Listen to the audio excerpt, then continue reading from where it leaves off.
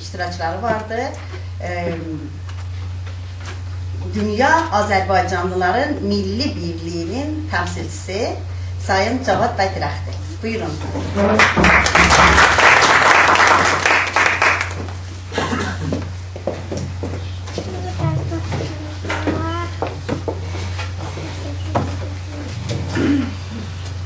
Hörmətli xanımlar, beyler, sizleri Dünya Azərbaycanlıları Milli Birliği adına saygıyla, sevgiyle selamlayırım.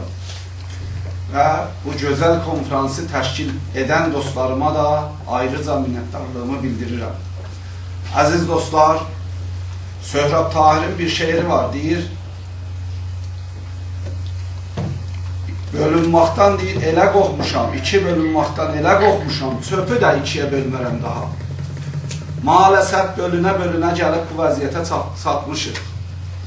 Maalesef təşkilatlarımız paramparça olub, hələ bugün İsveç'də maalesef arzu etdiyimiz federasyon ki, Ali Bəy Mallazadə oradan mənə baxır, hörmətli Mahmud Bəy Bilgin burada şahiddirlər. Nə qədər əziyyət ilə bu federasyonu qursaq da, hələ bu federasyon maalesef insanlarımızı bir araya toplayabilmiş değildir. Maalesef Malmö şəhərindən bu federasyonda heç bir təşkilat bildiyim qədərilə üzv değildir. Ümid edirəm ki, bu konferansın nəticəsində bizim dostlarımız da bir özlərinə gəlsinlər. Bəlkə bu federasyonumuzu bir araya toplanarak daha da gücləndirsinlər. Bizim İsveç'te hak sesimiz olsun. Çünkü federasyon ve bu Dünya Azerbaycanlılar Milli Birliği içtimai teşkilattır, siyasi değildir. Biz içtimai teşkilat olarak dünyanın bütün organlarına rahatlıkla girip orada sözümüzü diyebiliriz. Ancak siyasi teşkilatlar bunu kabul edin ki sözlerini biraz çətin diyebilirler. Buna göre ki bunları değişik dövlətlere, değişik rejimlere bağlılar ve karşısına alırlar. Ancak yine de çok sağ olsun bu dostlarımız ki bir araya gelip ve belə nəcib, belə gözəl bir referandum tələbini dilə gətiriblər. Çok sağ olsunlar. Ancak bu referandumun da belli demək olar ki şərtləri var. Ancak o şərt İnanıram ki bugün bizim ülkemizde, yani işgal olan ülkemizin güneyinde, İran adlanan yerde biraz çətin görünse de belki ileride inşallah olabilir. Buna göre ki bugünleri eğer orada demokratik seçimler olmursa referandumun da olması biraz çətindir.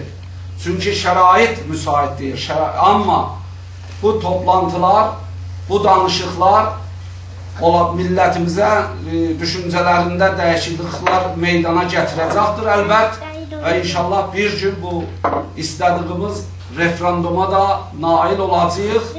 Ben buraya qonaq kimi katılmışam, size öz minnettarlığımı bildirirəm ve bu vesileyle de dikkat size çatdırıram ki dünya Azerbaycanlılarına layık olan demokratik, tam bağımsız, heç bir devlete, heç bir cəmiyyətə, heç bir dəstəyə bağlı olmayan televizyonumuz, Bütöv Azərbaycan adında televizyonumuz yaxında Malmö şəhərindən peykə çıxacaqdır və bu günlərdə onun demək olar ki test yayınlarına başlamışdır və ona istəyən dostlarımız baxıb bizə də öz fikirlərini bildirə bilərlər görüntü və səsinin barəsində.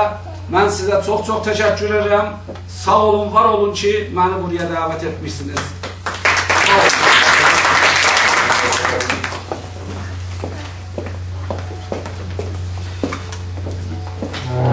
Değerli Cavad Bey, biz teşekkür edirik ki davetimizi kabul ettiniz ve yolun çətinliyine bakmayarak düşün gününde, tatil günde burada bizim aramızda oldunuz. Çok sağ olun değerli sözleriniz için ve ha belə İnşallah ki efirə çıxan tezlikdə buyurduğunuz kimi Bütöv Azərbaycan televiziyası da uğurlu, xeyirli olsun, mütləq lazımdır.